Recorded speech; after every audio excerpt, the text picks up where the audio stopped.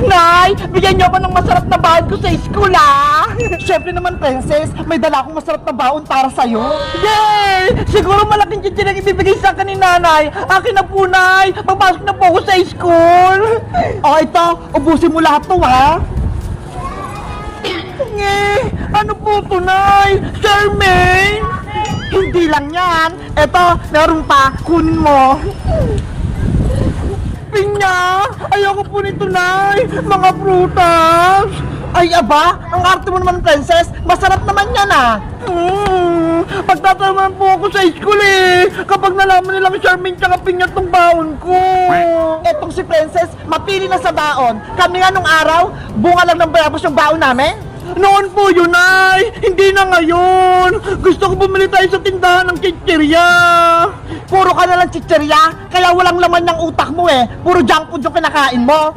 Ayoko nang pumasok sa school! Kung ito baon ko, Charmaine tsaka Pinya!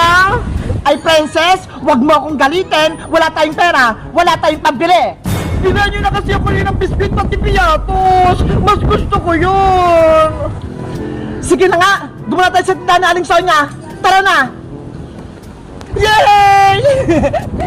Meanwhile, May bago na naman akong paninda! Ice cream na marshmallow! Panigurado maraming bibili nito! Maring Sonia! Pabili! Ano po yun, Aling Tire? Ay, si Bebang yung tindera! Wala si Maring Sonia! Nay, umutang muna kayo kay Bebang! Buutangin kayo niyan! Sige, susubukan ko! Bebang, pwede ba akong umutang sa'yo? Hala, Aling Tere, hindi po pwede. May utang pa po sa akin si Princess. Hindi pa po siya nagbabayad. Ano? Si Princess? May utang? Magkano? Opo, 250 pesos. Ang sabi niya, ngayong araw doon po siya magbabayad.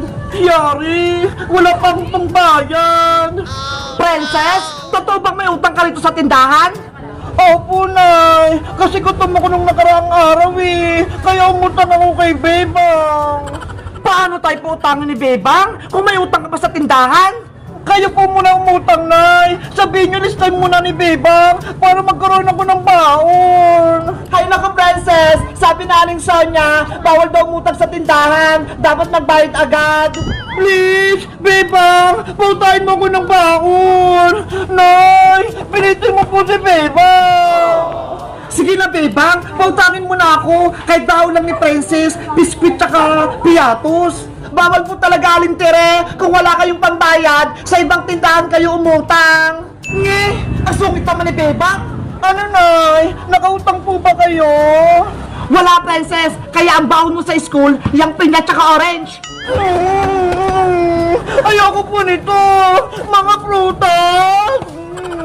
Ay, aba? Maarte ka ba, Princess? Papasok ko ba sa school o hindi? Machichinelas kita.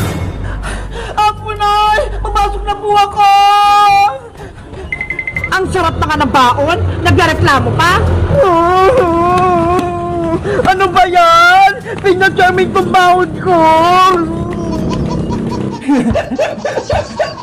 Masarap naman yung baon ni Princess eh! Puro prutas! Marty pa siya! Kayo guys, naranasan nyo na ba magbaon ng prutas sa school? Ano klaseng prutas? Mag-comment lang kayo! Bye-bye!